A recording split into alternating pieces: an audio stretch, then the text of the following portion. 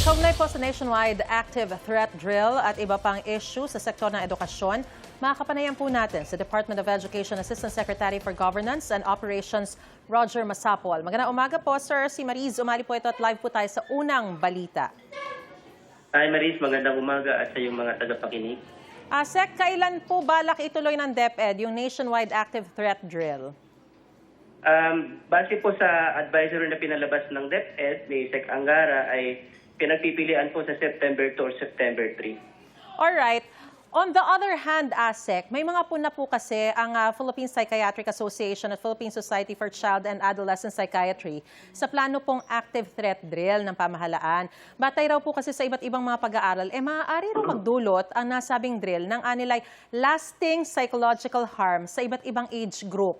Nakonsulta po ba sila o iba pa mga stakeholders kaugnay ng drill na ito at kung makakabuti ba ito kaysa yung harm na posibleng maidulot sa kanila?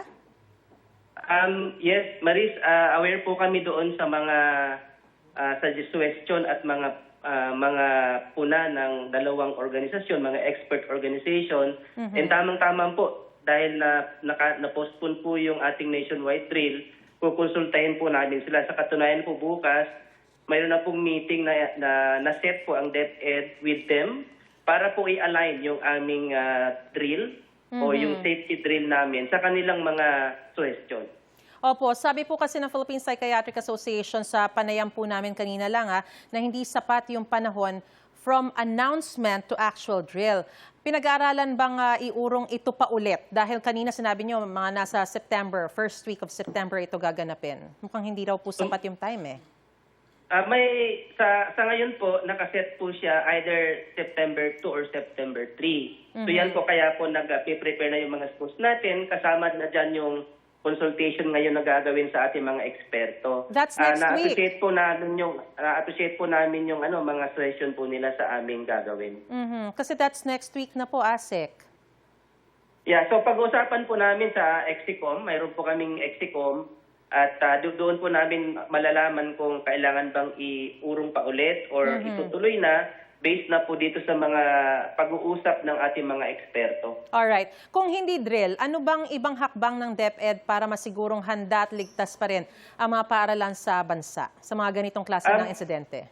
So, tama po yung sinasabi ng mga association, ng expert association na may mga elemento noong drill na baka kailangang i-tone down o kaya alisin. So magiging lang po ito, safety drills lang po ito sa mga bata. Tuturuan sila kung ano yung magiging reaction nila kapag mayroong active shooter. Pero yung elemento na mayroong taong papasok may darang pare, pinag-iisipan po namin na tanggalin na yon at ang isitira na lang natin kung tuturuan po yung mga bata kung ano yung magiging reaction nila kung mayroong ganong papasok sa school. So yung pong mga elemento na nabanggit ng mga eksperto na posibleng magdala ng trauma, ng lasting trauma, yun po yung pinag-aaralan namin na ikonsidera sa aming mga plano ngayon. Natanggalin, opo. Oo. Kumusta naman po yung planong paglalagay ng CCTV at dagdag na security personnel sa mga eskwelahan? May kakayahan ba at meron ba tayong budget for that? Sa ngayong 2026, Maris, nagpalabas kaagad si Secretary ng Kautusan na i-audit po yung security measures ng mga schools natin.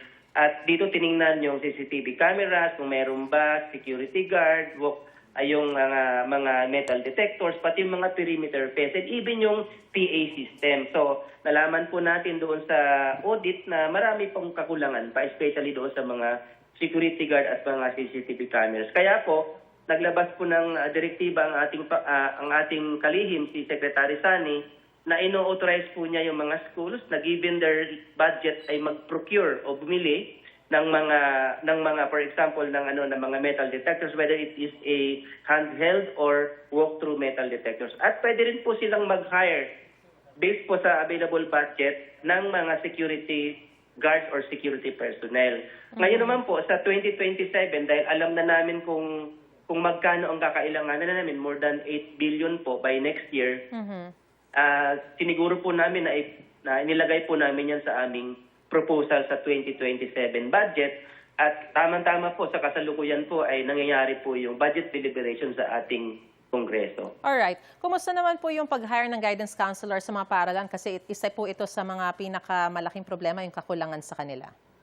Opo, nakalatag po ngayon na ngayong 2026 ay mag-hire tayo ng 15,000 school counselor associate. So sa katunayan, sa totoo lang, mayroon po tayong kakulangan po sa supply ng mga professionals like yung graduate ng psychology, ng child development, ng psychology. So ano po, kailangan po nating mag-train. Pero po ngayon, yung out of the 15,000, na-issuehan na po ng budget o yung NOSCA na tinatawag, yung more than 9,000 na items. So, ongoing na po ngayon, Maris, ang mga pagproseso ng mga appointments ng mga nag-apply at magka-qualify doon sa ating qualification standards. At stricto po tayo doon sa qualification kasi medyo po delicate po yung sensitibo po yung role na kanilang gagampanan sa mga schools natin. Alright, maraming salamat po, Department of Education Assistant Secretary Roger Masapol, sa inyo pong panahon at sa impormasyong binigay niyo po sa amin. Ingat po. Maraming salamat.